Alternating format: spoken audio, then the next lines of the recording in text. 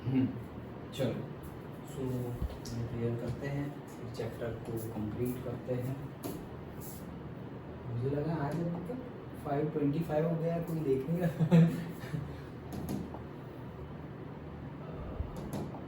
पहले क्लियर करते हैं।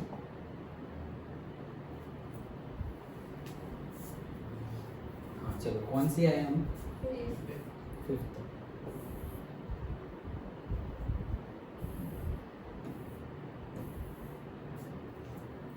स्टार्ट करते हैं ना। हे अंतर्यामी परमात्मा, मुझे किसी भी देहधारी जीवात्मा के साथ कभी भी कठोर भाषा, तंतिली भाषा न बोली जाए, न बुलवाई जाए या बोलने के प्रति अनुमोदना न की जाए, ऐसी परम शक्ति मुझे। कोई कठोर भाषा, तंतिली भाषा बोले तो मुझे मृदु रुजु भाषा बोलने की शक्ति चाहिए।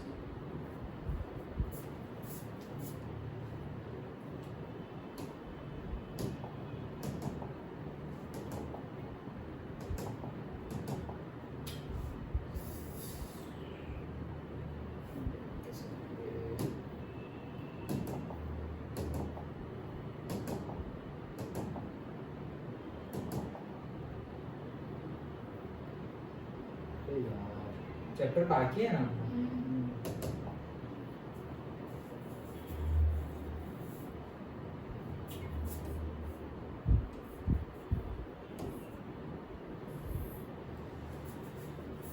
सो हमने ट्रांसपोर्टेशन देख लिया, right? Now the last life process we have to see.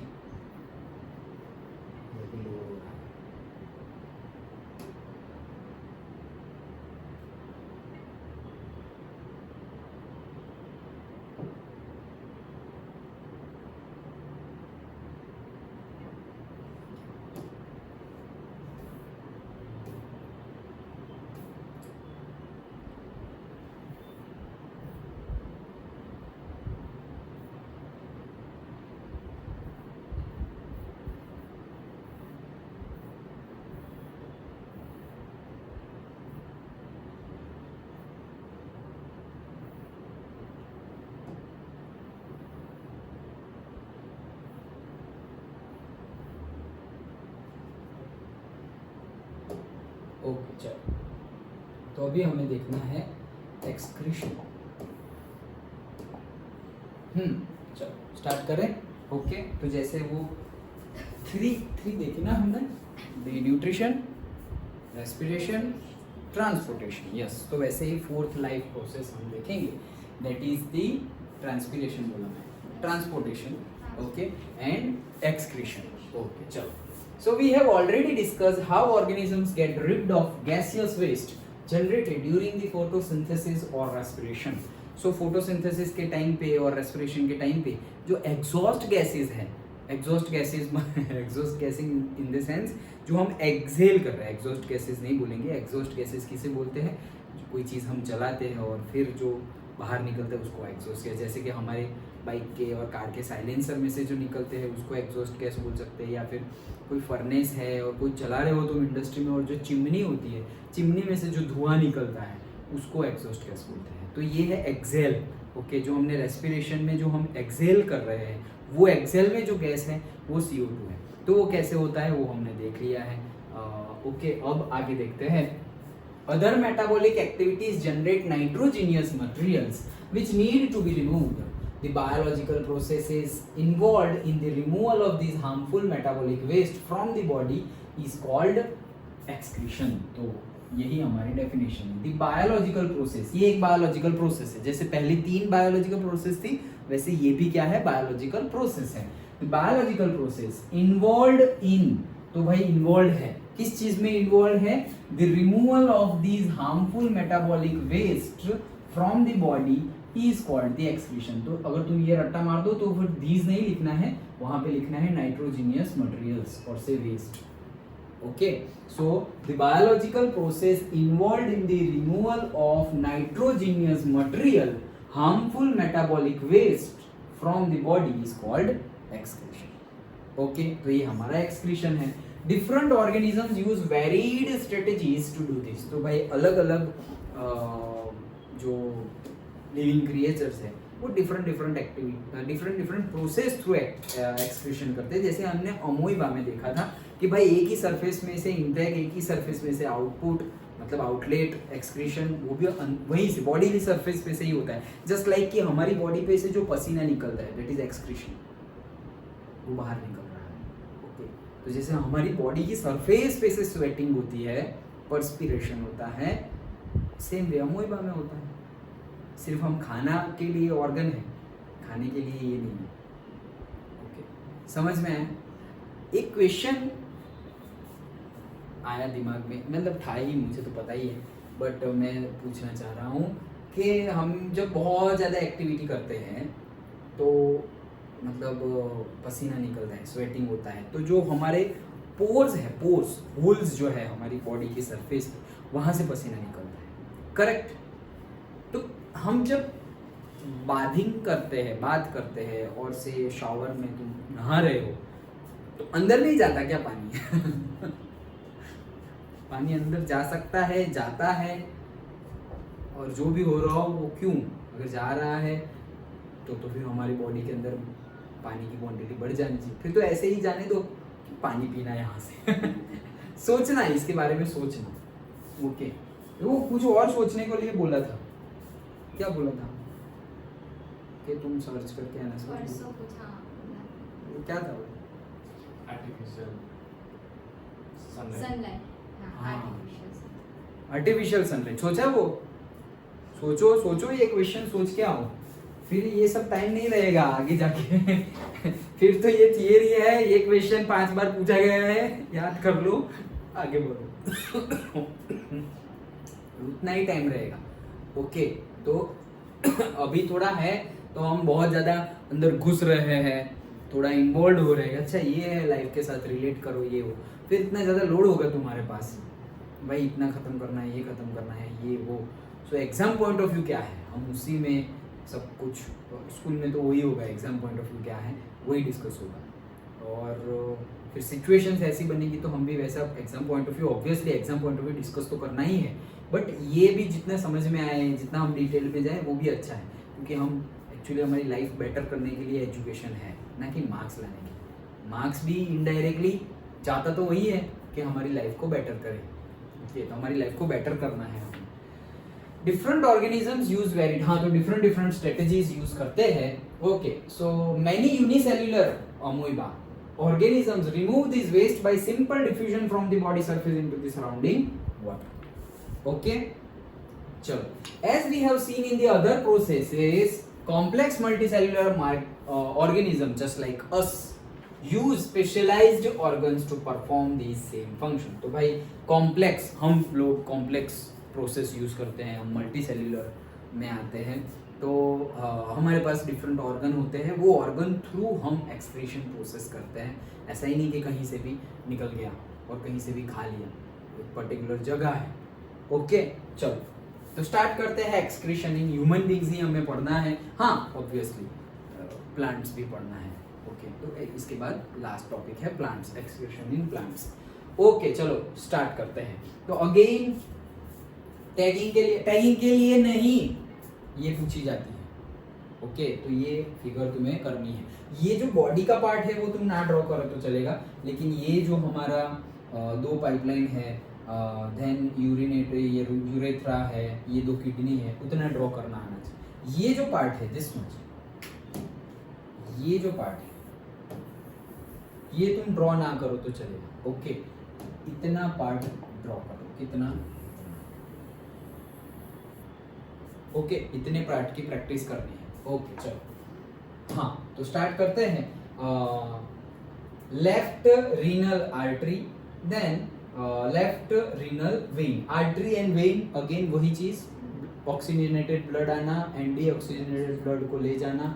Okay, like that. Then left kidney, then right kidney. Okay, aorta, left ureter. Okay, ये यूरेटर मतलब जो पाइपलाइन किडनी थ्रू यूरेथ्रा तक आती है वो। Okay, and vena cava and then urinary bladder जिसमें पूरा stored होता रहता है urine, and then lastly urethra जिसमें से यूरिन बाहर निकलता है। ओके, सो ये प्रोसेस यहाँ तक ही क्यों दिखाई है, क्योंकि यहाँ तक की प्रोसेस कॉमन है, फिर चाहे वो मेल हो या फीमेल हो। फिर पर्टिकुलरली पार्ट आएगा that we will see in the last chapter of biology, reproduction. तो वहाँ पे पर्टिकुलरली पार्ट है, तो भाई फीमेल में ये पार्ट है जहाँ से यूरिन बाहर निकलेगा, मेल का ये पार्ट है जिसमें से यूरिन बाहर निकलेगा, लेकिन एटलीस्ट यूरिनरी ब्लैडर दोनों में ही होता है, वहाँ वो फील्ड अप हो जाए उसी के बाद यूरिन बाहर निकलता है। तो ये कॉमन फिगर है, ओके, मेल फीमेल दोनों के लिए। हाँ चलो, सो स्टार्ट करते हैं। The excretory system of human beings, this given figure includes a pair of kidney, दो किडनी होती है, ओके, ये कैश्यू जैसे शेप की। Then a pair of ureters, okay, तो यूरेटर क्या है, ये पाइपलाइन जिससे जो फिल्टर्ड यूरिन है, जो चाहिए वो रख लिया है और जो नहीं चाहिए वो यूरिन है, तो हम बॉडी के बाहर निकाल रहे हैं क्योंकि वो हमें नहीं चाहिए, हमारी बॉडी को वो नहीं चाहिए, तो हम निकाल रहे हैं। तो जो पाइपलाइन थ्रू जाती है दैट इज दो पैर होती है उसकी यूरेटर की। और यूरिनरी ब्लैडर, ये यूरिनरी ब्लैडर है जहाँ पे जैसे जस्ट लाइक अ टंकी, जिसमें टंकी फिल हो गई ऐसा बोलते हैं ना, ऐसे मस्ती मस्ती में। तो जस्ट लाइक के जो बहुत ज़्यादा पानी पी लिया हो हमें, तो ऐसा नहीं कि बहुत ज़्यादा पानी पी लिया चलो बाथरूम, ऐसा थोड़ी होता है, वो पूरा फिल्टर्ड होगा ये वो, उसके बाद हाँ ज़्यादा पानी पिया है तो ज़्यादा यूरिन बनेगा, तो ज़्यादा हमें यूरिनेट करने जाना पड़ेगा, ओके। अब लेकिन तुरंत थोड़ी होगा, उसके लिए जो टाइम लगना चाहिए वो तो लगेगा ही। सो वो जो यूरिनरी ब्लैडर है वहाँ पे इकट्ठा होगा, एंड देन यूरेथ्रा जिसमें से यूरिन बाहर निकलेगी, वो पैसेज उसको क्या बोलेंगे, यूरेथ्रा। नाम याद रह गए। आज रिजल्ट आया, बीच में याद आ गया तो बता देते हैं। आज रिजल्ट आया, अच्छा रिजल्ट आया है वैसे, ओके, बट 100% रिजल्ट में थोड़ी कमी रह गई है। पुष्टि है, पुष्टि के मैथ्स में मार्क्स नहीं है, ओके, सो पुष्टि मैथ्स में वो कंप्लीट मतलब पास नहीं हो पाई है। बाकी जो हमारे इंग्लिश मीडियम और जीएसबी दोनों मिला के आई थिंक 8 उसमें और 5 इसमें, टोटल 13 स्टूडेंट थे, तो 13 में से 12 स्टूडेंट्स पास हुए हैं। उसमें से हाईएस्ट परसेंटाइल है 92 और परसेंटेज है 80, ओके। वो गुजराती मीडियम में स्टूडेंट है जिसका नाम है शुभम, ओके, तो उसके परसेंटाइल 92 आए हैं एंड 80 परसेंटेज आए हैं। और इंग्लिश मीडियम में हाईएस्ट है खुशी, ओके, सो खुशी के भी 76 जैसे आए, हाँ वो परसेंटाइल ज़्यादा है और 76-78 जैसे उसके परसेंटेज हैं। सो अच्छा है रिज़ल्ट, उन लोग का एक्सपेक्टेशन से थोड़ा कम है उनकी एक्सपेक्टेशन से, but overall result Bharuch district का भी कम आया है। लास्ट ईयर का रिज़ल्ट था 64% भरूच डिस्ट्रिक्ट का, और दिस ईयर का है 61%, ओके। तो मतलब 100 बच्चे हो उसमें से 61% पास, 61 बच्चे पास 100 में से, और बाकी 39 फेल, ओके। वैसा केस है भरूच डिस्ट्रिक्ट का पर्टिकुलरली। जीएसबी में particularly district wise, taluka wise बताते हैं ऐसे डिस्ट्रिक्ट। सीबीएसई तो पूरा कॉमन है, ब्रॉड है, इसलिए उसमें ऐसा डिस्ट्रिक्ट वाइज नहीं बताते। सो ओवरऑल रिजल्ट अच्छा है, दे आर हैप्पी। अब कई स्टूडेंट साइंस लेने वाले, कई नहीं, साइंस का तो गुजराती मीडियम के स्टूडेंट्स हैं। सीबीएसई में से जो सीबीएसई नहीं, इंग्लिश मीडियम में जो थे उनमें से कोई साइंस नहीं लेने वाले। खुशी कॉमर्स, कुशल के भी अबोव 60% आए हैं, तो वो भी कॉमर्स। अभी पेरेंट का फ़ोन था प्रीति, तो प्रीति आर्ट्स लेने का सोच रही है। एंड और कौन था, एक बाकी ना, वेदिशा क्या करने वाली है? अभी तो आके गई, मैं पूछना भूल गया। अच्छा, अभी आके गई, मैं पूछना रह गया क्योंकि क्लास चल रहा था और वो एक पेरेंट भी आया था। पूरे क्लास में 3rd नंबर आया उसकी स्कूल यूनिवर्सल में। अच्छा, उसकी स्कूल यूनिवर्सल है कहाँ पे?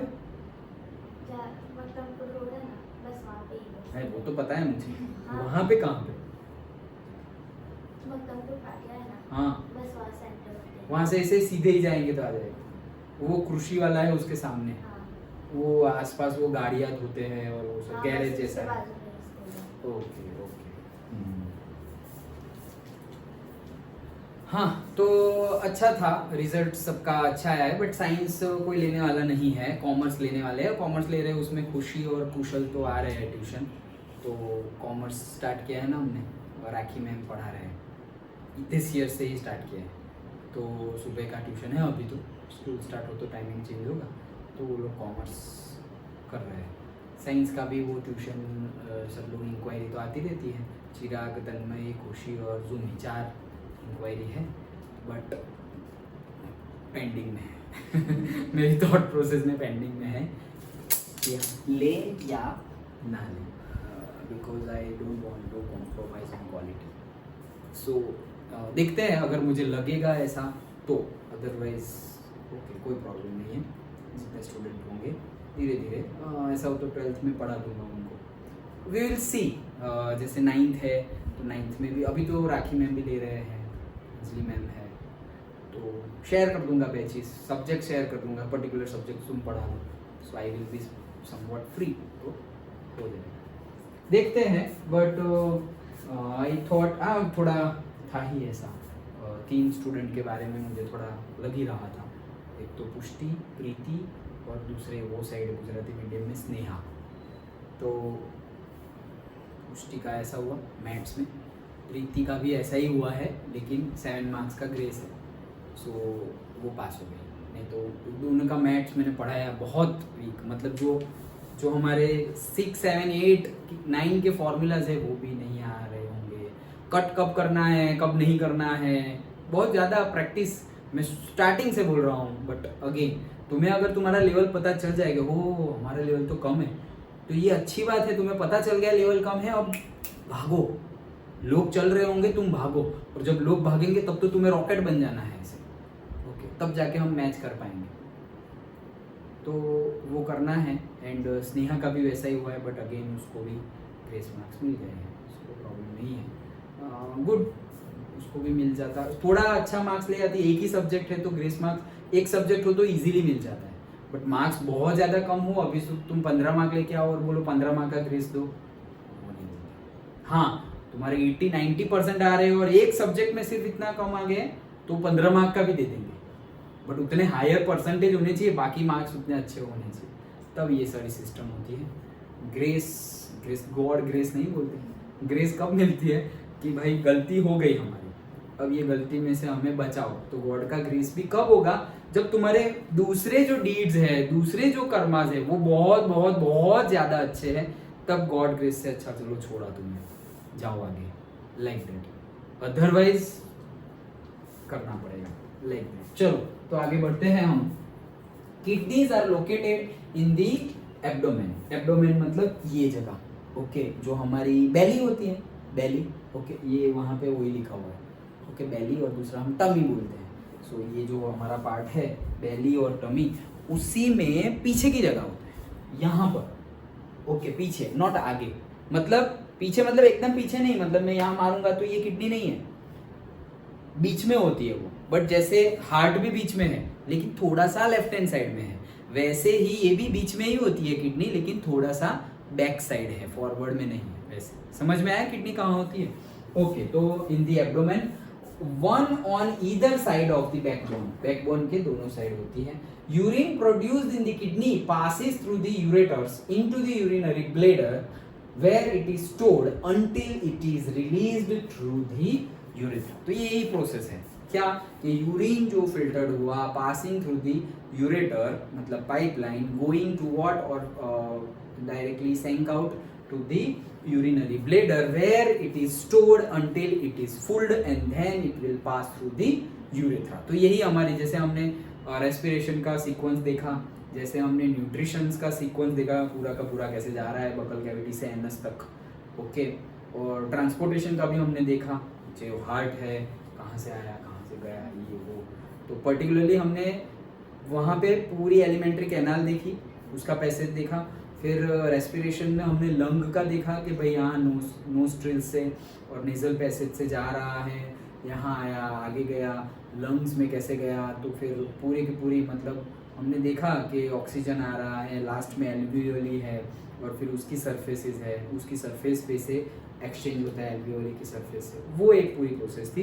देन ट्रांसपोर्टेशन में मेनली हार्ट, ओके, तो हार्ट का हमने देखा कहाँ से एंटर ऑक्सीजनेटेड, कहाँ से डीऑक्सीजनेटेड, कहाँ जा रहा है, वापस आ रहा है, और डिफरेंट डिफरेंट एनिमल्स, फिश के लिए क्या है, मेंढक के लिए क्या है, स्नेक के लिए क्या है, किसी का 3 पार्ट्स में भी होता है, किसी का 2 पार्ट में होता है, जैसे कि फिश का हमारा 4 पार्ट में है हमारा हार्ट, ओके, लाइक दैट।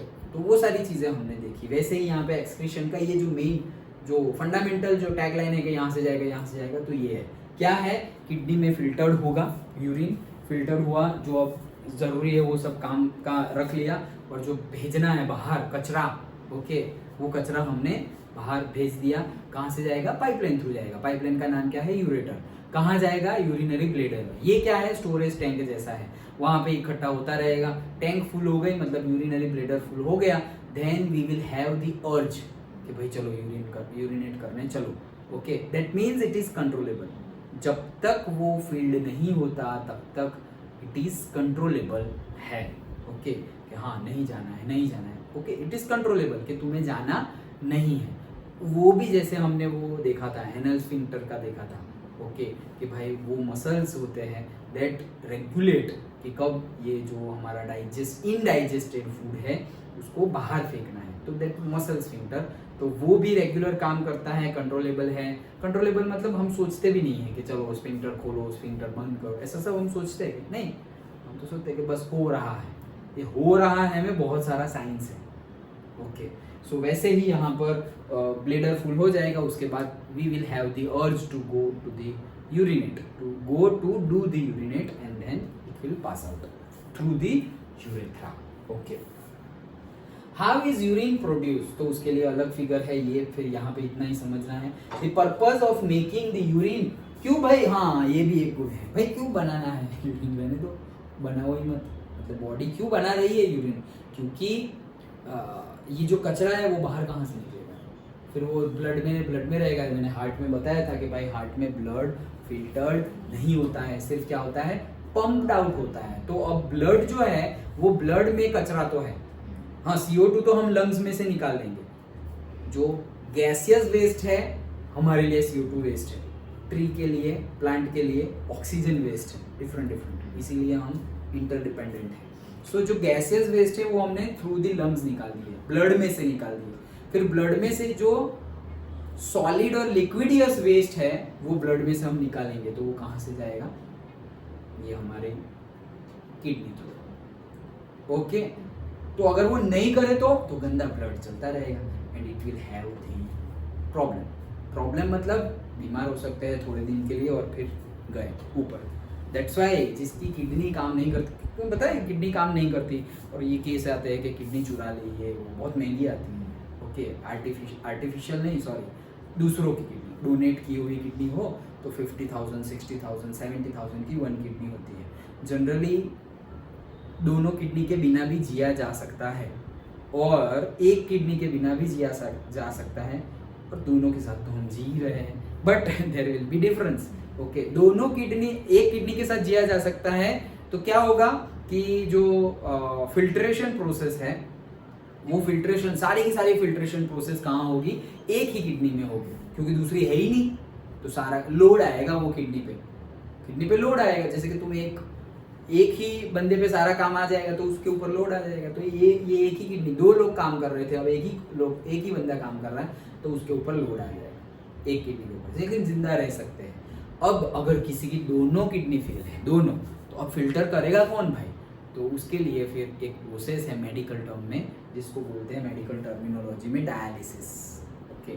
तुमने सुना होगा कि डायलिसिस करने जा रहे हैं। डायलिसिस करना मतलब क्या, आर्टिफिशियली मशीन थ्रू बॉडी के बाहर ब्लड को फिल्टर करना, मतलब यहाँ पे ऐसे डाला हुआ है, ओके, और दूसरा भी डाला हुआ है, एक में से जा रहा है ब्लड और दूसरे में से फिल्टर्ड होके पूरा मशीन में गया, ब्लड गया, फिल्टर हुआ, और फिल्टर होके फिर ब्लड, वही ब्लड, हमारा ही ब्लड जिसमें से कचरा निकल गया और वो अंदर जा रहा है। तो अगर जिसकी दोनों किडनी खराब हो तो उसको एवरी 15 डेज डायलिसिस करना पड़ेगा, नहीं तो नहीं करेंगे तो देखो 15 डेज तो चल ही रहा है, नहीं करेंगे तो भी थोड़े दिन तक चलेगा, मे बी महीनों तक चले।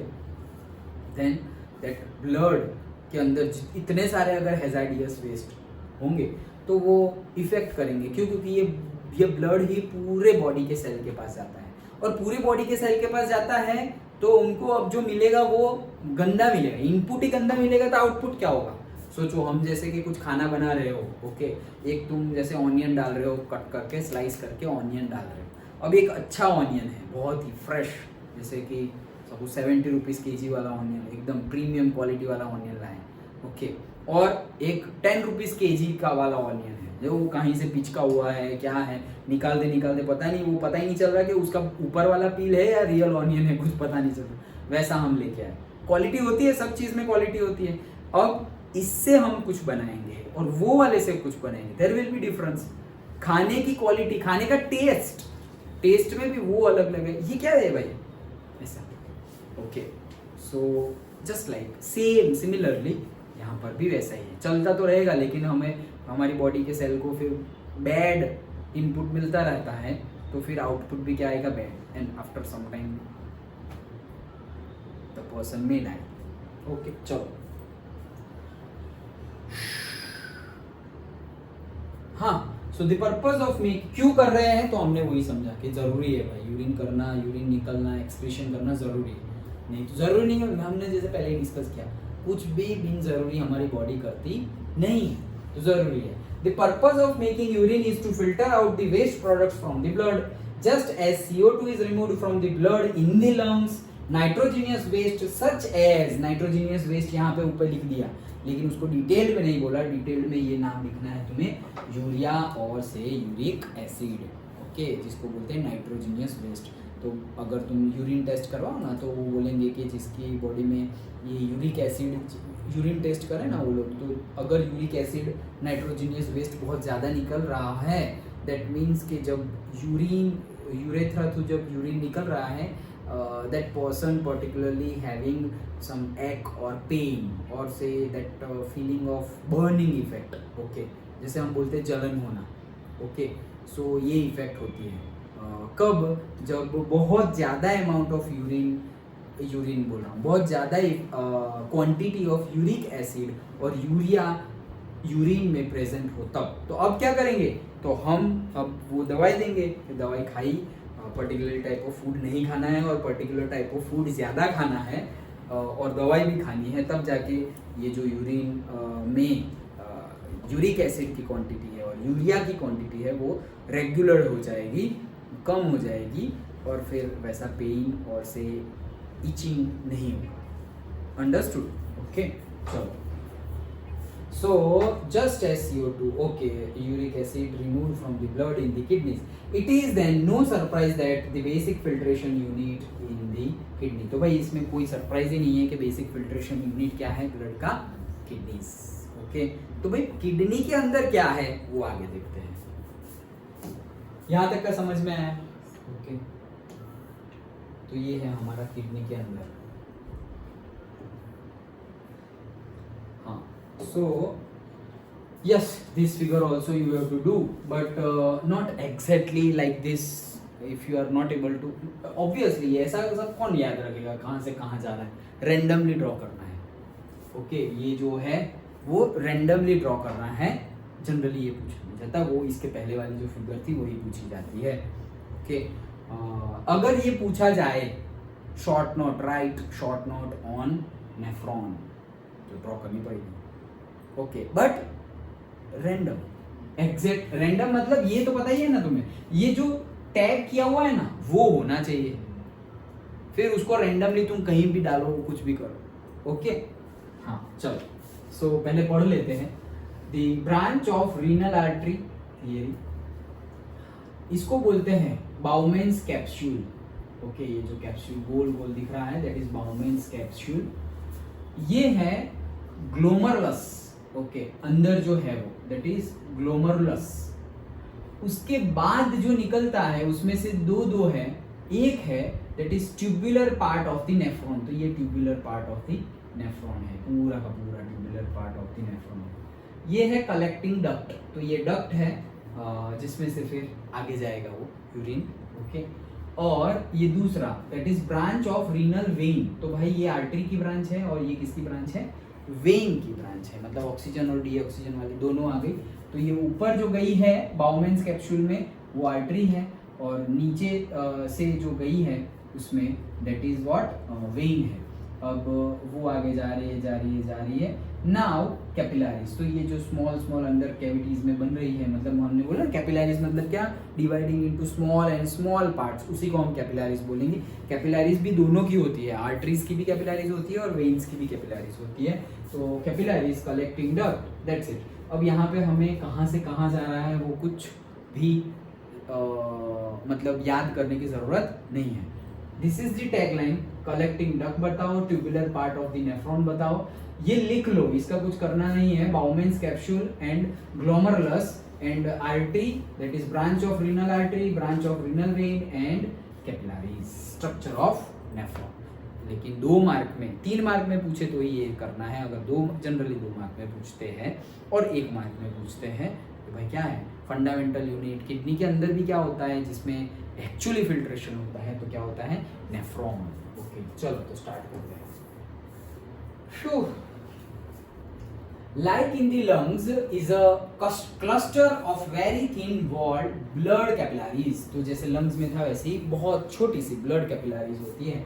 Each capillary cluster in the kidney is associated with the cup-shaped end of a coiled tube called Bowman's capsule that collects the filtrate। मतलब जो filtrate किया है, जो भी filtrate किया है, मतलब कि ये blood आया तो अच्छा वाला ब्लड है, ओके।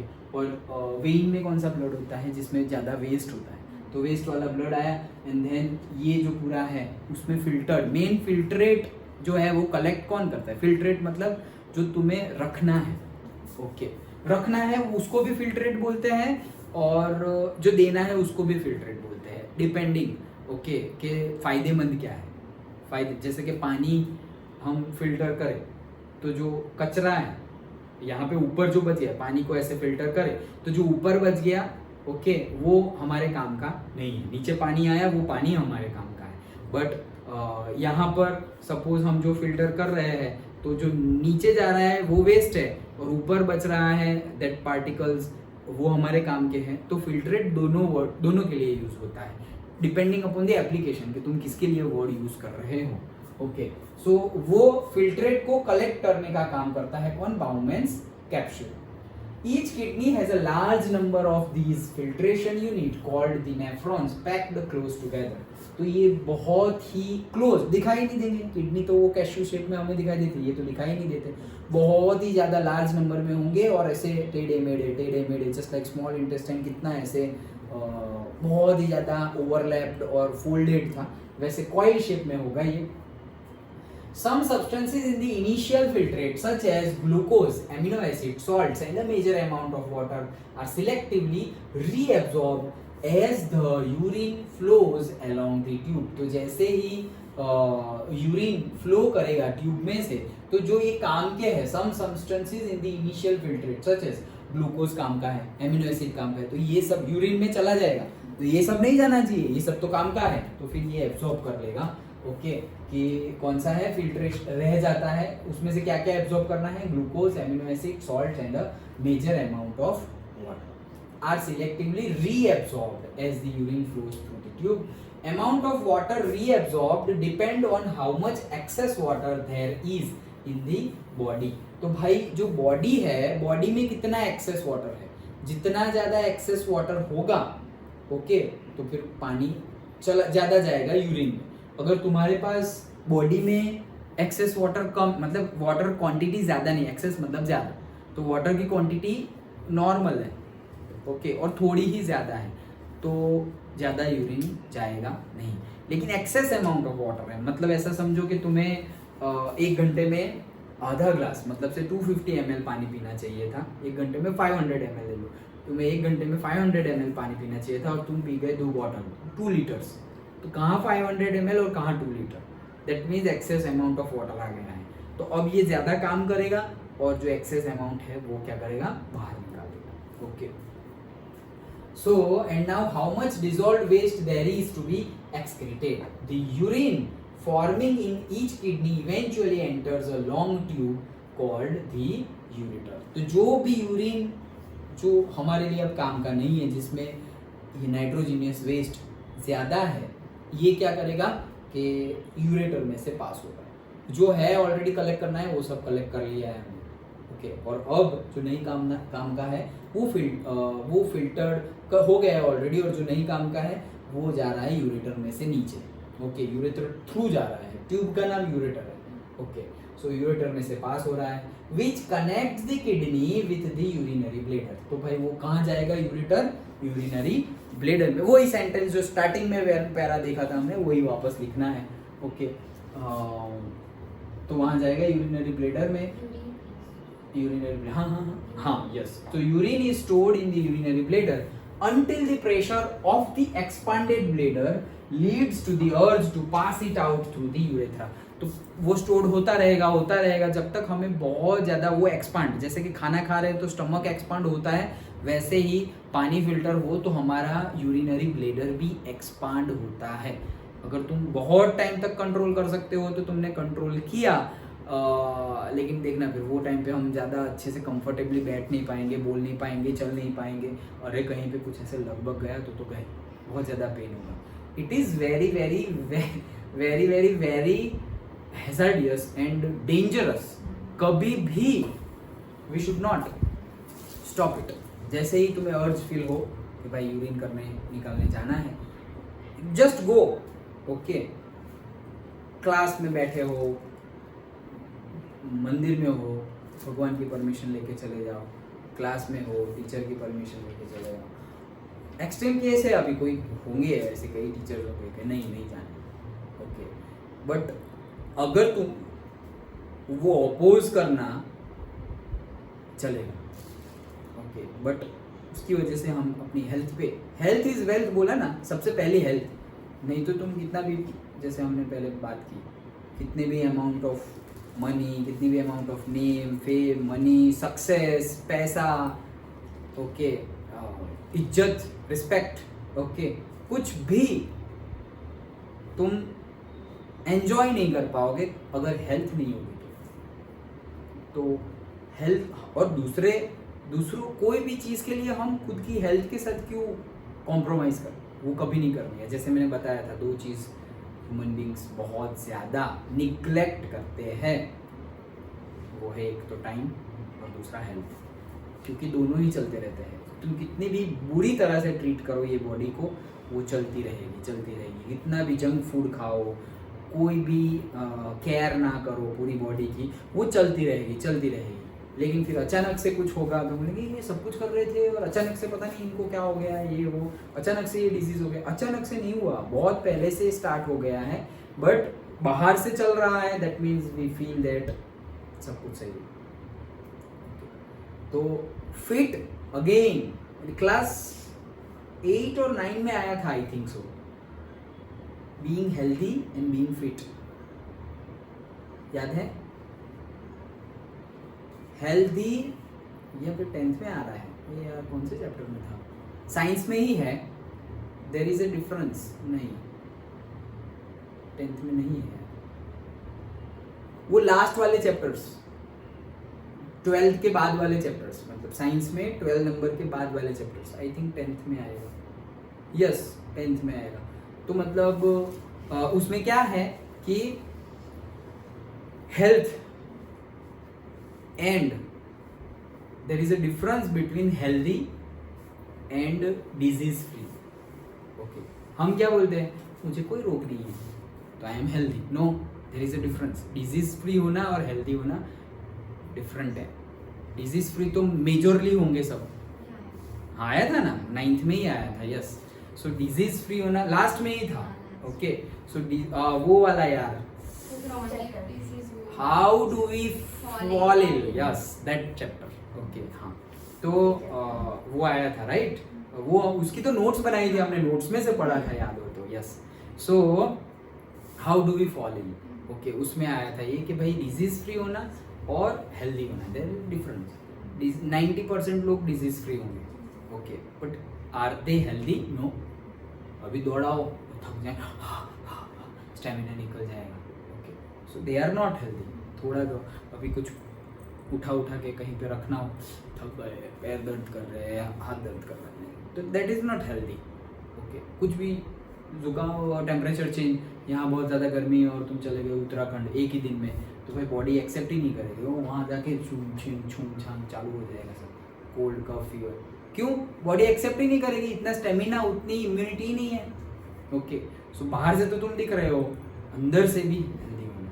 और फिर वो टाइम पे वो भी बताया था, सब तरीके से हेल्दी होना है, बॉडीली हेल्दी होना है, सोशली भी हेल्दी होना है, मेंटली भी हेल्दी होना है, और एक होता है स्पिरिचुअली हेल्दी, मतलब बहुत ज़्यादा तुम स्पिरिचुअल नॉलेज गेन करते जाओ और तुम्हें सारी प्रॉब्लम के सॉल्यूशंस वहीं से आगे मिलते जाएंगे। ओके, ये डिस्कस किया था, अभी याद आया मुझे। हाँ, ओके चलो। हाँ, तो वैसे ही है, तो ये कभी नहीं करना चाहिए। Okay, personal advice, and again book वाले भी बोल ही रहे हैं। ओके, तो कभी हमें, हाँ, अगर तुम सपोज प्लेन में आओ, होता है, वहाँ पर भी होता है, फिर कोई हम बोलते हैं कि यार शर्म लग रही है और कैसा लगेगा। अरे कैसा लगेगा क्या, जाना पड़ेगा। ओके, कैसा, जिसको जो सोचना है सोचे, हेल्थ इज वेल्थ। ओके, तो सब लोग बैठे हुए हैं और कोई कुछ नहीं बोल रहा है और तुम्हें जाना है, जाओ, कोई बात। अरे इतनी तो हिम्मत रखनी पड़ेगी ना हमें, हमारी बॉडी के लिए। बॉडी नहीं रहेगी तो क्या करेंगे फिर ये सारी चीज़ों। चलो, the bladder is muscular, so it is under nervous control. Nervous control मतलब ब्रेन के कंट्रोल में है, हम देखेंगे कोऑर्डिनेशन एंड कंट्रोल वाले चैप्टर में। ओके, सो नर्वस कंट्रोल मतलब ब्रेन के कंट्रोल में है, तुम उसको ऑर्डर दे सकते हो कि रोके रखो, चलो अभी अच्छा नहीं लगेगा, ये वो अभी नहीं जाना है। सो बोलेगा अच्छा ठीक है, better, like that. Okay, brain के कंट्रोल में होता है, as we have discussed elsewhere. Elsewhere अभी डिस्कस करना बाकी है, एल्सवेयर बोल दिया है, लेकिन ये फ्यूचर में तुम्हारा जो चैप्टर है कोऑर्डिनेशन एंड कंट्रोल, उसमें आएगा। As a result we can usually control the urge to urinate, और ये हम कंट्रोल कर सकते हैं क्योंकि हमारा ब्रेन कमांड दे रहा है, तो दैट्स वाई हम कंट्रोल कर सकते हैं कि भाई अभी नहीं जाना, थोड़ी देर बाद जाएंगे, लेकिन ऐसा करना चाहिए नहीं, कभी नहीं करना चाहिए। ओके, हाँ, अगर तुम्हें बार बार ऐसा अर्ज आ रहा हो तो यू कैन डू समथिंग, कि सपोज स्कूल आवर्स में तुम्हें बार बार जाना पड़ रहा हो, ट्यूशन आवर्स में पर्टिकुलर एक्टिविटी जो कर रहे हो जिनमें जाना तुम्हें सही नहीं लग रहा है, सो डू वन थिंग, वो टाइम पे थोड़ा वाटर क्वांटिटी इनटेक कम कर दो। Intake, change the intake, you will get the different output. Okay, input change करोगे तो आउटपुट में चेंज मिलेगा। इनपुट वैसा ही रखा और हम आउटपुट को ऐसे पकड़ पकड़ के चेंज करने की ट्राई करेंगे, कभी चेंज नहीं होगा। जैसे रिजल्ट है वो आउटपुट है, पकड़ पकड़ के रिजल्ट को ऐसे आ जाए तो कैसे होगा, वैसे आ जाए तो कैसे होगा, ये ट्यूशन जाएंगे, ये स्कूल जाएंगे, ये करेंगे, वो करेंगे, वो सब आउटपुट है। इनपुट चेंज करो। हाँ, ट्यूशन स्कूल जाना मतलब वहाँ से जो लर्निंग है वो इनपुट में आएगा। ओके, बट इंफ्रास्ट्रक्चर कि भाई ये बोर्ड है या नहीं है, या सिंपल बोर्ड है, बेंच कैसी है, एसी है या नहीं है, पानी है या नहीं है, ये सब चीज़ें इतनी मैटर नहीं करती। मैटर करती है बट पहली वो मैटर करती है। ओके, उसके बाद ये सब है। ओके, तो इनपुट चेंज करो, तुम्हारी मेहनत कैसी है, ये वो, तब जाके ऑटोमेटिकली आउटपुट चेंज हो जाएगा। So do it. Completed. Okay, so इसी के साथ हमारा चैप्टर कंप्लीट होता है अभी। अच्छा, वो है प्लांट्स बाकी है। ये देखो, ये डायलिसिस मैंने जो तुम्हें बता रहा था वो। ओके, तो ये डायलिसिस हो रहा है आर्टिफिशियल मशीन। ओके, चलो, organ donation, think on it. तो तुम लोग को सोचना हो तो you can think on it. Okay, चलो, so excretion in plant, very easy again. So plant use completely different strategies for excretion than those of animals. Animals से अलग strategy होती है plants की। Oxygen itself can be thought of as a waste product generated during the photosynthesis. Obviously उसका तो waste ही है, तभी तो हमें मिल पा रहा है। जैसे मैंने एक बार बताया था, हमारा जो waste है, हम जो excrete कर रहे हैं, हम जो यूरिन कर रहे हैं, वो भी किसी के लिए food है, वो भी किसी के लिए drinkable लिक्विड है या सॉलिड फूड है। Many organisms, micro organisms will fulfil their need from that and then grow. Okay, तो इट्स अ साइकिल, चलती रहती है। ओके, सो हमारे लिए कुछ अच्छा है तो फिर हमारा जो आउटपुट है वो किसी के लिए अच्छा है। जैसे प्लांट का आउटपुट है कि भाई ऑक्सीजन आउटपुट है तो वो हमारे लिए अच्छा है, तो उसने एक्सक्रीट किया, अब हमें वो गंदा नहीं लगता तो वो एक्सक्रीट किया है प्लांट ने, वो हमें गंदा नहीं लगता। ओके, फ्रूट एक्सक्रीशन में बोल सकते हैं फ्रूट भी प्लांट के। ओके, तो फ्रूट भी क्या है, गंदा लगता है। एक्सक्रीशन खा रहे हो तुम, गंदा नहीं लगता, ज़्यादा फ्रूट खाने चाहिए ऐसे बोलते हैं doctors. Okay, so it's all about the belief system, it's all about the जो हम बोलते हैं मान्यताएं। ओके, ये अच्छा बुरा गंदा बहुत अच्छा, ये सब हमारी बिलीफ सिस्टम है। तुम फॉर्म डिसीजन लेके इसको तोड़ना चाहो तोड़ सकते, अरे ये कुछ अंदर गंदा नहीं है। ये जो एक्सक्रीशन की बात की, एक चीज़ याद आई, मैंने सोचा था कि तुम लोगों को बताऊंगा कि पर्टिकुलरली एक्सक्रीशन में जो हम सॉलिड वेस्ट जो हम टॉयलेट जाते हैं वो एंड जो यूरिनेट करते हैं वो दोनों के एटलीस्ट स्मेल और कलर के ऊपर से यू कैन एनालाइज। जैसे डॉक्टर करते हैं, हम बहुत ज़्यादा बीमार हो जाए तो बोलते हैं कि you will have to do urine test और you will have to do, कौन सा टेस्ट बोलते थे उसको, इसमें तो मेरा पोपट हो गया था ये वर्ड में, लेकिन क्या था ये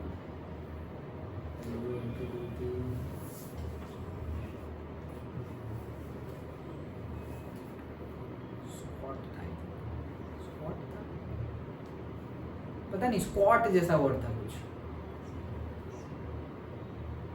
ऐसा ही कुछ वर्ड था, मैं भूल गया, बहुत टाइम हो गया ना, 6-7 साल हो गए और ये वर्ड हम ज़्यादा यूज़ नहीं करते। ओके, सो मेरे फ्रेंड थे, तो मेरी फ्रेंड वहाँ पे थी, उसको करना था कि डॉक्टर ने बोला नहीं, जॉब लग गई ना, तो जॉब लगी तो मेडिकल टेस्ट होता है, तो बोलते हैं कि स्क्वाट टेस्ट, स्क्वाट नहीं था लेकिन इसके जैसा ही कुछ था वर्ड। ओके, तो वो टेस्ट करना पड़ेगा, हाँ करवाओ। अरे यार कैसा लगता है यार, पूरी लाइफ में कभी भी नहीं किया, तो उसमें क्या है करवाओ। अरे तुझे पता है क्या है, मैंने नहीं पता, तो बोले तो फिर क्यों करवाओ क्योंकि करना क्या होता है उसमें, तो बोले कि जो पॉटी होती है ना वो लेके जानी होती है, टेस्ट जैसे यूरिन टेस्ट होता है तो पर्टिकुलरली हमें बॉटल देंगे। ओके, उसमें यूरिन उनको भर के देना है।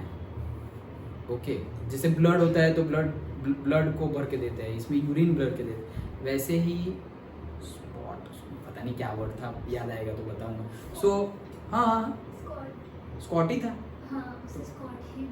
मैं तो स्कॉट ही बोल रहा हूँ बट मुझे वो याद आ रहा है, लेकिन ऐसा लग रहा है कि शायद कुछ और वर्ड था, स्कॉट ही बोल रहा हूँ मे बी, अभी तो वही याद आ रहा है, लेकिन शायद एक थॉट ये भी है कि ये गलत है, पता नहीं, बट दैट टेस्ट। ओ तो बोले उसमें क्या करना है, तो फिर हमें पर्टिकुलर, अब यूरिन तो क्या है कि तुम वहाँ हॉस्पिटल गए और बाथरूम में गए और बॉटल में भर के दे दिया, अभी पॉटी थोड़ी वहाँ पे ऐसे कि जाओ करके, अरे ये ऐसे थोड़ी है कि पॉटी करने बैठ गए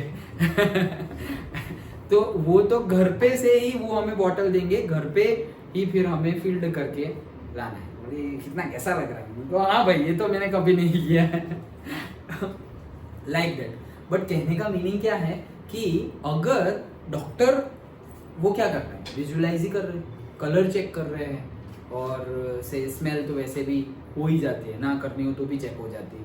ओके, और फिर थोड़े केमिकल टेस्ट भी होंगे, लेकिन ये तो physical you can see directly, क्या एक तो स्मेल एंड एक तो द कलर।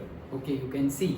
सो तुम लोग भी ऑब्जर्व करना, जब भी तुम बीमार हो और बहुत सारा बाहर का खाना खाया हो, बाहर का खाना, और जो नहीं खाना चाहिए, हमें जो नहीं खाना चाहिए वो तुमने बहुत ज़्यादा खाया हो, जो ड्रिंक्स नहीं पीने चाहिए वो ज़्यादा पिए हुए हो, ओके, और फ्रेश एयर ना ली हो, सॉलिड लिक्विड गैस सब कुछ इनटेक में जो फ्रेश एयर है वो ना ली हुई हो, पर्टिकुलर, और बीमार हो तुम, ओके, कोई भी फीवर है, कोल्ड है, कफ है, कुछ भी बीमार हो, पर्टिकुलरली इन दोज डेज और इन दैट डे यूरिन का कलर येलोइश होगा। ओके, और अगर ऐसे नॉर्मल डे में भी अगर यूरिन का कलर सुबह होगा उसका प्रॉब्लम नहीं है, सुबह फर्स्ट टाइम जब हम बाथरूम जाएंगे तो वो येलो होगा, ओके, एक्सेप्टेबल। क्यों एक्सेप्टेबल, पूरी रात फिल्टर्ड हुआ है और फिर सुबह यूरेथ्रा थ्रू यूरिन बाहर निकल रहा है, तो दैट इज एक्सेप्टेबल कि भाई पूरे दिन पूरे इतनी रात सपोज तुम 6 घंटे 7 घंटे सो गए तो 7 घंटे में जो भी कचरा निकला वो, सो दैट इज एक्सेप्टेबल। लेकिन तुम डे में कभी भी सपोज सुबह 10 बजे 11 बजे अभी शाम को कभी भी गए और that is also yellowish, that means some problem is there in your body. Okay, वैसे ही देखना पर्टिकुलरली तुम्हें पता नहीं पूछा ही होगा शायद, डॉक्टर भी पूछते हैं टॉयलेट कैसे होते हैं, ये कैसा सवाल है कैसे होते हैं मतलब, तो वो पूछा है तुम लोगों को कभी? नहीं पूछा है तो वेरी गुड, मतलब तुम बीमार नहीं हुए हो वैसे, लेकिन वैसा ये जनरल क्वेश्चंस होते हैं कि टॉयलेट कैसे होते हैं। मतलब एक कैटेगरी होती है बहुत ज़्यादा लिक्विडियस होता है, ओके, और एक जो नॉर्मली सॉलिड हम बोलते हैं। लेकिन अगर लिक्विडियस हो दैट इज अ प्रॉब्लम। लिक्विडियस हो टॉयलेट दैट मीन्स के तुम्हारे वेस्ट सॉलिड वेस्ट के साथ साथ पानी भी जा रहा है एक्सेस में, और उसमें डिहाइड्रेशन होने के चांसेस है और चक्कर आने के भी चांसेस है अगर तुम्हें वैसे टॉयलेट हो। तो जिसको जैसे कि डायरिया हो गया, समझ गए ना डायरिया क्या होता है, जो बहुत ज़्यादा जाते हैं टॉयलेट करने उसको डायरिया बोलते हैं। ओके, हिंदी में क्या बोलते हैं? हिंदी में क्या बोलते हैं? ये को कैसे पता होगा? अरे मुझे लगा पता होगा, नहीं पता, मुझे तो नहीं पता हिंदी में क्या बोलते हैं। ओके, तो तुम समझ गए ना? सो जो डायरिया होता है वो डायरिया में क्या होता है, बार बार जाना होता है, और जो बार बार जाते हैं और अगर ये लिक्विडियस थोड़ा ज़्यादा मटेरियल जा रहा है तो डिहाइड्रेशन, क्योंकि पानी जितना होना चाहिए उतना रह नहीं रहा है, तो पानी निकल गया है तो चक्कर आने के चांसेस भी ज़्यादा है, कभी भी गिर जाएंगे और हमें लो फील होता रहेगा, बॉडी वेरी लो फील करेगी। एक तो इतनी बार जाओ ये वो मेंटली भी लो हो गए ये प्रॉब्लम से और फिजिकली भी लो लगने लगे। ओके, एक तो ये हो गया। तो मीन्स कहने का मीनिंग क्या है, you can also observe your body.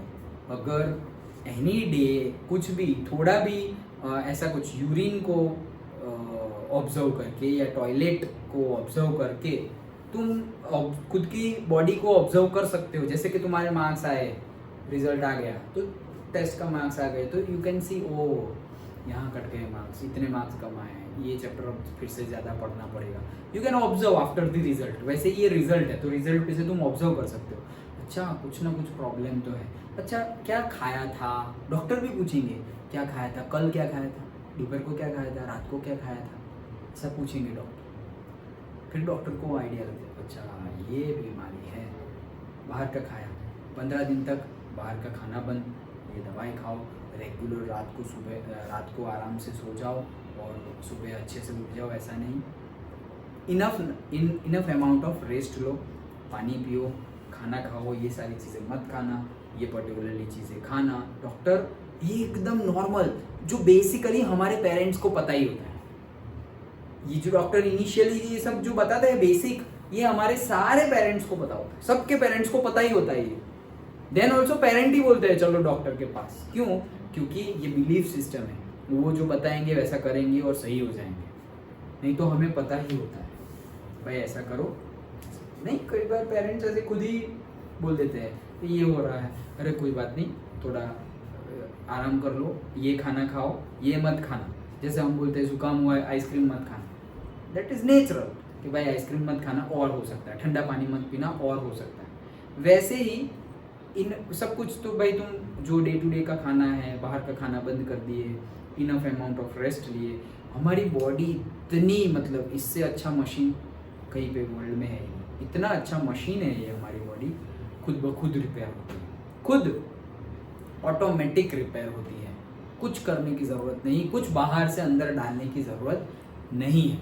But हाँ, हमारी डे टू डे एक्टिविटी हमें चेंज करनी पड़ेगी, कुछ मटेरियल ना डालो, दवाई ववाई ना पियो तो भी चेंज हो सकता है। बट फिर वो लाइफस्टाइल फॉलो करनी पड़ेगी कि भाई तुमने सनसेट के टाइम पे खाना खा लिया, जल्दी सो गए, सुबह 4-5 बजे उठ गए, थोड़ा योगा किया, प्राणायाम किया, थोड़ी बहुत वॉकिंग एक्सरसाइज कर ली, सनलाइट ली इनफ अमाउंट, सनसेट और सनराइज के टाइम पे सनलाइट ली, ओके, फिर थोड़ी ब्रीथिंग एक्सरसाइज की। ये life day to day life cycle बोल रहा हूँ, डे टू डे लाइफ की जो प्रोसेसेस है वो तुम अच्छे से करोगे तो दवाई के बिना भी ठीक हो सकते हैं। कितने ऐसे हॉस्पिटल तो नहीं, बट कितने ऐसे ऑर्गेनाइजेशंस है जहाँ पे without giving you the medicine तुम जो बोलो वो रिजल्ट वो लोग ला के देंगे।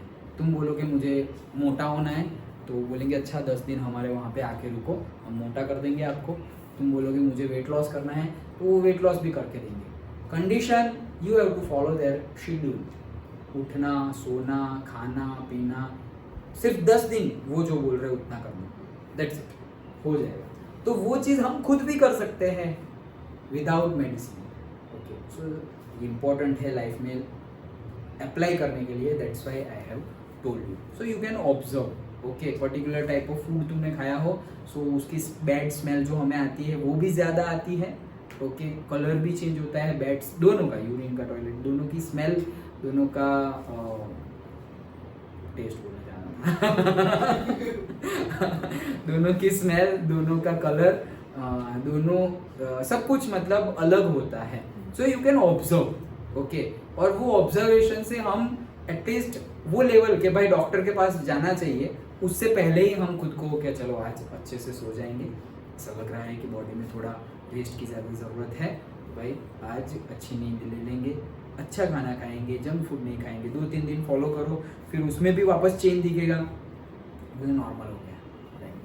ओके, तो ये काम की चीज़ है। ये सब कुछ हम पढ़ रहे हैं, ये वो पता नहीं होता फिर क्या अप्लाई कैसे करें। कुछ भी हुआ ऐसे गोली खा लो, खाया, गोली खा लो, ठीक हो गया। अरे गोली खाओ नहीं, असर ये गोली सारी जो होती है वो डाइजेस्ट होती है, और डाइजेस्ट होने के बाद ब्लड में डिसॉल्व होती है और फिर किडनी पे ही लोड आता है, इसीलिए किडनी बिगड़ जाती है। क्यों भाई? इतना ज़्यादा है जो डाला हुआ है उसको फिल्टर करने में कितना टाइम लगेगा। सिर दर्द कर रहा है गोली, पेट दर्द कर रहा है गोली, सबके लिए गोलियां खा रहे हैं, तो इसीलिए किडनी बिगड़ जाती है, लोड आ जाता है किडनी पर। जनरली जो डायबिटीज़, ये भी एक डायबिटीज़ जिसको होता है ना, उसकी किडनी पे लोड आने लगता है। तो क्यों आता है? लोग बोलते हैं डायबिटीज़ से किडनी पे लोड है। डायबिटीज़ से किडनी पे लोड नहीं आता। डायबिटीज़ में रोज दिन की 3 गोली खानी है, वो 3 गोली की वजह से लोड आ रहा है, ना कि डायबिटीज़ की वजह से लोड आ रहा है। ओके, तो जितनी भी हम बाहर से दवाइयाँ खाएंगे, दैट इज आयुर्वेदिक अप्लाई करो, थोड़ा लॉन्ग लगेगा, टाइम पीरियड लॉन्ग हो जाएगा, लेकिन वैसा खाना खाओ तो सिर्फ खाने के ही चेंज करने की वजह से चेंजेस हो जाएंगे। चलो प्लांट पे आते हैं हम। So we have discussed earlier how plants deal with the oxygen as well as CO2. They can get rid of excess water by transpiration. जितना भी पानी एक्स्ट्रा है ट्रांसपिरेशन हो जाएगा। ट्रांसपिरेशन हमने लास्ट लेक्चर में देखा कि भाई छोटे प्लांट्स होते हैं उनमें तो by the process of diffusion vacuum create होगा और पानी और जो रिसोर्सेज है वो एब्जॉर्ब हो जाएंगे through the roots from the soil. But बड़े में ऐसा होता नहीं है, तो यहाँ पे ट्रांसपिरेशन होता है, एक्सेस वाटर निकाल दिया तो वो जो है और ऊपर तक चला जाता है। ओके, सो ये तो हमने देखा था। For other waste plant use the fact that, अब यहाँ से नया टॉपिक है, ये सब पता ही था सब कुछ हमें। For other waste plants use the fact that many of their tissues consist of dead cell. तो भाई दूसरे सारे सॉलिड और लिक्विडियस वेस्ट के लिए क्या होता है, प्लांट को पता होता है कि प्लांट के पास बहुत सारे डेड सेल हैं। डेड सेल है, सेल मर गए, जैसे हमारे डेड सेल है तो सब इकट्ठा होके हमारी बॉडी से निकल जाते हैं, प्लांट की बॉडी पे रहते हैं। प्लांट की बॉडी पे रहते हैं मतलब जैसे बहुत पुराना प्लांट है, तुम ये रोड पे चले जाओ, ये नर्मदा कॉलेज वाले रोड पे चले जाओ तो बड़े बड़े प्लांट्स आते रहेंगे आसपास रोड के दोनों साइड। तो कोई बहुत पुराना प्लांट लिया, बहुत बड़ा है, उसका जो ट्रंक है उस पे थोड़ा सा ऐसे हाथ से ऐसे तोड़ लेना, हाथ से टूट जाएगा वो, कुछ ब्लेड या कुछ नाइफ लगाने की जरूरत नहीं, हाथ से थोड़ा ऐसे ऐसे करके ऐसे तोड़ दो, हाथ में आ जाएगा। वो जो हाथ में आ जाता है they are the dead cells, वो डेड सेल्स ही है। ओके, फिर भी क्यों चिपके हुए हैं? भाई चिपके हुए हैं, कुछ जरूरत नहीं है उनको निकालने की, तो लगे हुए हैं और उनसे सेफ्टी मिलती है। ये जो हवाएं चलती है, बहुत ज़्यादा बारिश हो गया, बहुत ज़्यादा मॉइस्चर कंटेंट है, वो सबसे सेफ्टी मिलती है, इसीलिए प्लांट रखते हैं डेड सेल्स को अपनी बॉडी के साथ चिपका हुआ। अंडरस्टूड? चलो, so dead cells and that they can even lose some parts such as leaves. तो वो लीव्स जो होते हैं वो भी लूज कर सकते हैं। कोई भी प्लांट्स देख लो तुम, वो धीरे, ये भी आया था 9th में थोड़ा बहुत, धीरे धीरे धीरे धीरे प्लांट में वेस्क्यूलर बंडल्स होते हैं। ओके, तो उसमें क्या होता है, वो स्टोरेज है, स्टोरेज सैक्स वेस्क्यूलर। ओके, सो उसमें जो वेस्ट है वो फिल्ड अप होता जाता है वो प्लांट के लीफ में। ओके, छोटा प्लांट हो तो लीफ में ही होगा, बड़ा होगा तो फिर ये डेड सेल के पास चला जाएगा सारा। ओके, तो जो छोटा प्लांट है उसके लीफ में रहता है, और लीफ में से धीरे धीरे करके पूरा लीफ में वो वेस्ट ही चला जाता है। अब हम देखेंगे ये तो लीफ है, लीफ नहीं है वो उसके अंदर जानी नहीं है, वो एक स्टोरेज मटेरियल बन गया है अभी। ओके, स्टोरेज टैंक बन गया है, उसको सिर्फ तुम ऐसे हल्के से टच करोगे ना, गिर जाएगा वो लीफ, गिर जाएगा। हल्के से सिर्फ ऐसे टच करोगे वो लीफ गिर जाएगा। क्यों? क्योंकि वो तो चिपका हुआ ही नहीं था, वो तो एक स्टोरेज टैंक था, वो तुमने ऐसे गिराया वो गिर गया। और जनरली ये येलोइश कलर के होते हैं। ओके, यहाँ से मैंने बाहर रख दिया, नहीं तो तुम ऐसे पत्ते को ऐसे सिर्फ ऐसे ऐसे करोगे तो 5-6 पत्ते गिर जाएंगे। वो जो गिर गए ना वो स्टोरेज ही थे, वो एक्चुअल में वो जो फोटोसिंथेसिस और कोई रिएक्शन कर नहीं रहे थे, वो स्टोरेज ही थे। ओके, तो वही चीज़ यहाँ पर बताई हुई है।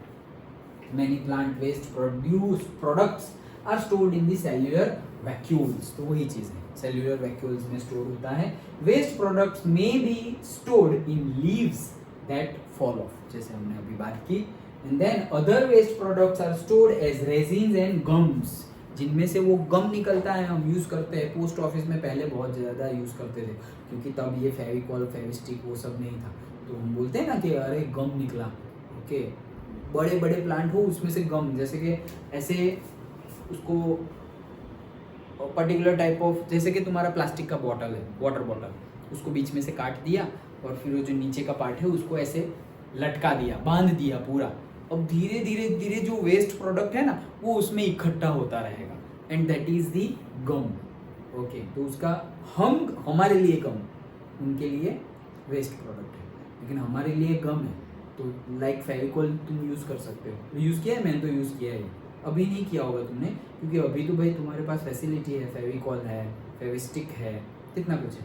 लेकिन हमारे टाइम पे ये सब जब नहीं था, फेविकॉल तो था, बट फिर भी ये गम बहुत सारी जगह पे होता था। पोस्ट ऑफिस में भी ये गम की ऐसी डिब्बी रखी होती है, दिखने में तुम्हें लगे ये क्या है यार, ऐसा कैसा गम, वो उसमें तुम्हें क्लीनलीनेस नहीं मिलेगी ना, क्योंकि वो तो वेस्ट है, उसमें वो ब्लैकिश ब्राउनिश वैसे कलर का मिलेगा, बीच बीच में कोई पत्थर जैसा, क्ले, वो सारे पार्टिकल्स भी मिलेंगे।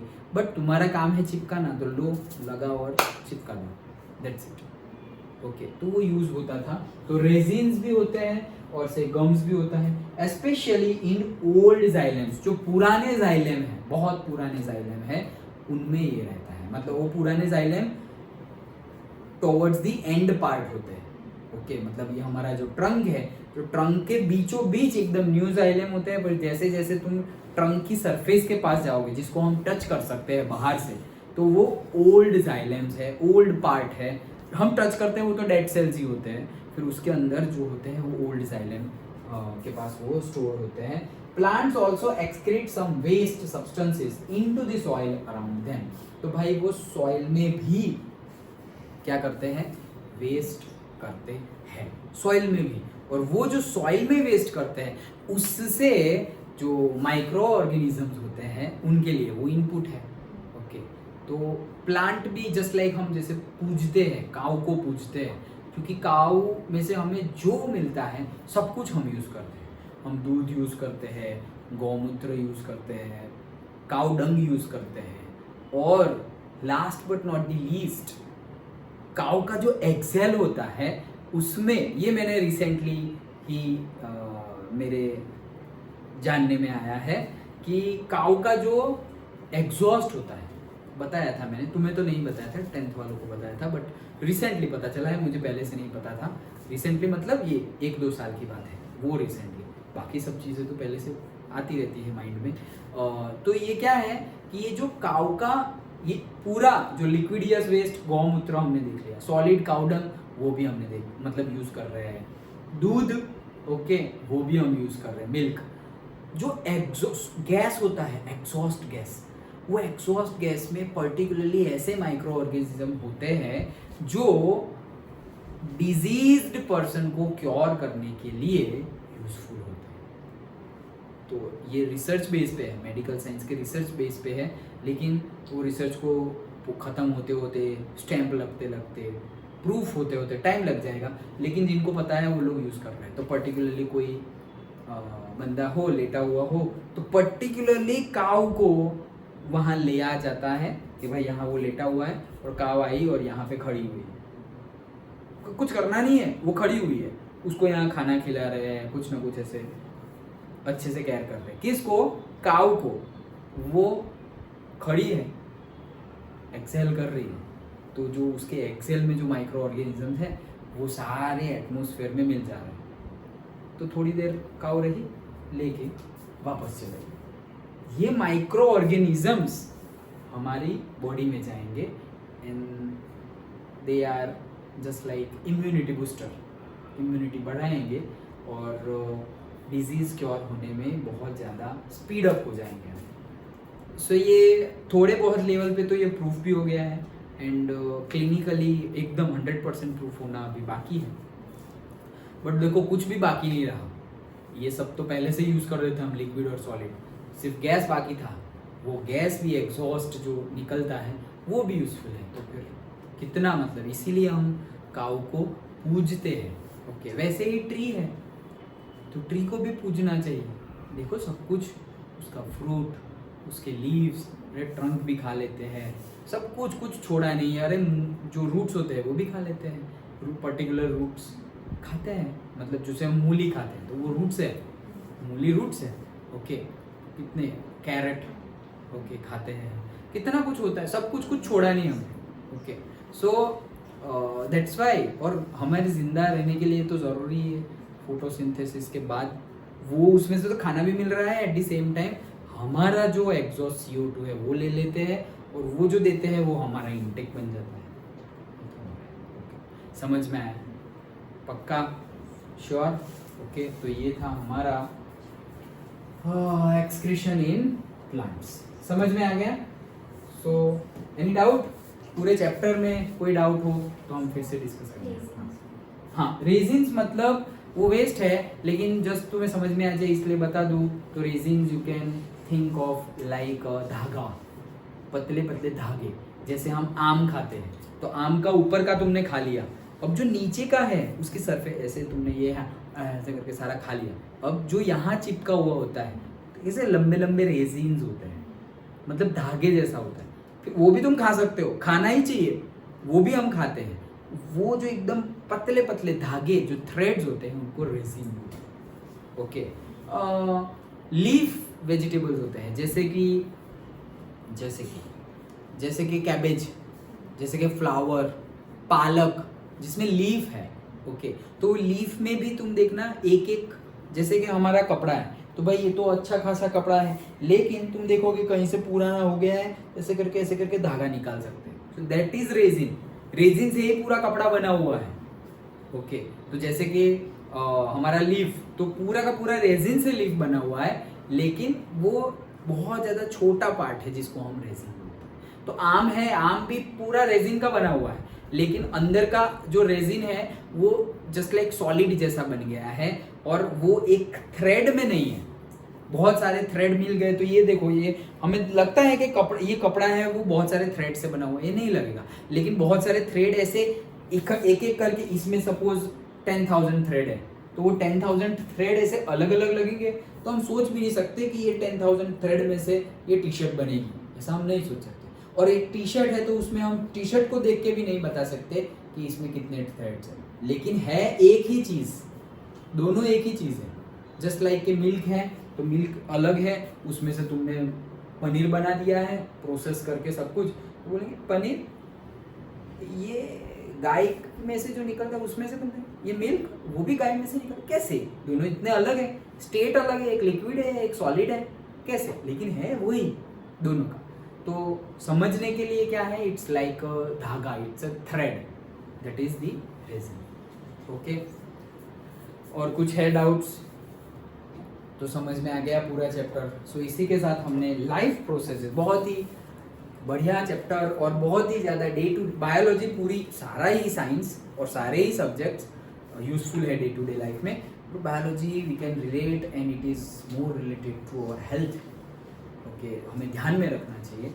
सो that is life processes that we have completed. Okay, so now we will discuss what's remaining activity. We will see activities and in-text questions and exercise questions. Okay, that is remaining. So कल से start करें, अभी तो है time, क्या करें? हाँ activities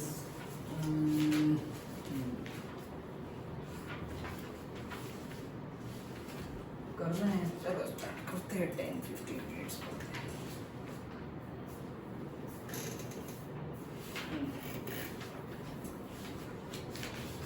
हाँ, तो मैथ्स का टेस्ट है राइट परसों, अच्छे से प्रिपेयर कर लेना और मैं कल तुम्हें मार्क्स दे दूँगा सारे, हाँ सारे ही मार्क्स कर दूँगा। हाँ, और प्रिपरेशन अब स्टार्ट कर दो। देखो सबके रिजल्ट आ रहे हैं, अभी इंटरव्यू देख रहे हैं तो देखो, पेपर पढ़ो एटलीस्ट 2-3 दिन, पेपर पढ़ो, इंटरव्यूज देखो न्यूज़ चैनल पे, you will feel that it's something special. It's not about जैसे 1 to 9 जैसे निकाला वैसा ही नहीं है 10th। ओके, कुछ स्पेशल है इसमें, पेरेंट्स की, टीचर्स की कुछ एक्सपेक्टेशंस है ज़्यादा तुमसे। ओके, कुछ ऐसा प्राउड फीलिंग है कि नहीं मेरी बेटी या मेरा बेटा तो करके दिखाएंगे। उनको भी ईगो बोलो तो ईगो, लेकिन थोड़ा बहुत है कि हाँ ऐसा कुछ हो जाए तो मज़ा आ जाए, मतलब थोड़ी रिस्पेक्ट बढ़ जाए, फैमिली में रिस्पेक्ट, सोसाइटी में रिस्पेक्ट बढ़ जाए। सबको होता है ऐसा जनरली, अभी जनरली ऐसा होता है। ओके, तो डू मतलब गोल बनाओ और उसके ऊपर काम करो। बना ही लिया होगा तुमने, लेकिन उसके ऊपर काम करो। गोल के अकॉर्डिंगली लाइन टू लाइन चल रहे हो या नहीं चल रहे हो वो ऑब्जर्व करते रहो, और नहीं चल रहे हो तो क्या इम्प्रूवमेंट नेसेसरी है। ज़रूरी नहीं है ये, इट्स अ लॉन्ग रेस है। तो कभी तुम शेड्यूल के हिसाब से चलोगे, कभी तुम शेड्यूल के लैग करोगे, कभी लीड करोगे, कभी लैग करोगे, वैसा होता रहेगा, अप डाउन। किसी दिन तुम बहुत ज़्यादा, सपोज तुम अभी 4 घंटे पढ़ रहे हो तो अचानक से किसी दिन तुम 7 घंटे पढ़ रहे हो, 3 घंटे ज़्यादा पढ़ गए। और अभी तुम 4 घंटे पढ़ रहे हो, अचानक से किसी दिन तुम सिर्फ 1 घंटा पढ़ोगे या शायद पढ़ो ही ना। ऐसा भी दिन चला जाए कि भाई तुमने स्टडी ही नहीं की because of any reason. Okay, तो वैसा अगर हो जाए, हम नहीं चाहते लेकिन वैसा हो जाए तो हो जाए। ये छोटी छोटी बातें हैं सारी, हमारा बड़ा गोल है, बड़ी रेस है। ओके, उसमें डिप्रेस होने की ज़रूरत नहीं है। बहुत बड़ी रेस है हमारी, जैसे कि टेस्ट मैच होता है क्रिकेट में। ओके, 2020 में ये वो 20 ओवर में क्या हुआ है, अरे कोई फ़र्क नहीं पड़ता। पूरे दिन में 90 ओवर्स होती है, 50 ओवर्स भी फ़र्क नहीं पड़ता। हम तो 50 से भी ज़्यादा, 1 डे भी नहीं है, टेस्ट है तो 90, फिर 1 दिन का भी फ़र्क नहीं पड़ता, 5 दिन खेलना है। ओके, 3 days 5 days खेलना है, तो इट्स अ लॉन्ग रेस। और लॉन्ग रेस में जो छोटी सक्सेस और छोटी फेलियर को अच्छे से हैंडल कर ले, छोटी सक्सेस से बहुत ज़्यादा बहुत ज़्यादा ओवर कॉन्फिडेंट नहीं होना। मोटिवेट होना है, कॉन्फिडेंट होना है, ओवर कॉन्फिडेंट नहीं होना है। और छोटी फेलियर से डिप्रेस नहीं होना है। सीखना है क्यों आया और आगे से ऐसा नहीं होना चाहिए, लेकिन डिप्रेस नहीं होना। ये छोटी फेलियर, छोटी सक्सेस आती जाती रहेगी जब तक वो बड़ा रीच नहीं होता। तो ध्यान दो, खुद का लेवल चेक करो कि हमारा लेवल ये है और हमारा गोल ये है, तो अच्छा फिजिबल तो है, इतने घंटे की स्टडी नीडेड है, उतना घंटे की स्टडी स्टार्ट की या अभी नहीं हो, स्टार्ट तो की लेकिन अभी उतना हो नहीं पा रहा है। ओके, क्यों नहीं हो पा रहा है, इस वजह से नहीं हो पा रहा है, तो अच्छा वो वजह को चेक करो। अच्छा अब ये करेंगे, फिर से गिरे, फिर से फॉलो करने की ट्राई करो। वापस प्रॉब्लम आया, कोई बात नहीं, फिर से रीशेड्यूल करो, फिर से प्लान करो, फिर से नहीं हुआ, फिर से प्लान करो। वैसे करते करते एक टाइम आ जाएगा कि तुम जो सोच रहे हो वैसे ही पढ़ लोगे। आज ये करना है, पढ़ लिया, कल इतना रिवीजन करना है, कर लिया, वैसा भी एक टाइम आ जाएगा। बट इट नीड्स प्रैक्टिस, अभ्यास, उसी का नाम है प्रैक्टिस। कोई भी चीज़ की प्रैक्टिस, जैसे कि महाभारत तुम लोगों ने नहीं देखा होगा ज़्यादा, लेकिन जैसे कि क्या था, एक केस था कि सब लोग खाना खा रहे थे, ओके, आश्रम में पांडव और कौरव, तो दोनों ही ग्रुप आश्रम में सीखने गए थे सब कुछ, विद्या, नॉलेज और शस्त्र विद्या सब कुछ सीखने गए थे। तो एक दिन क्या हुआ कि सब लंच या डिनर चल रहा था, ओके, नहीं डिनर चल रहा था, और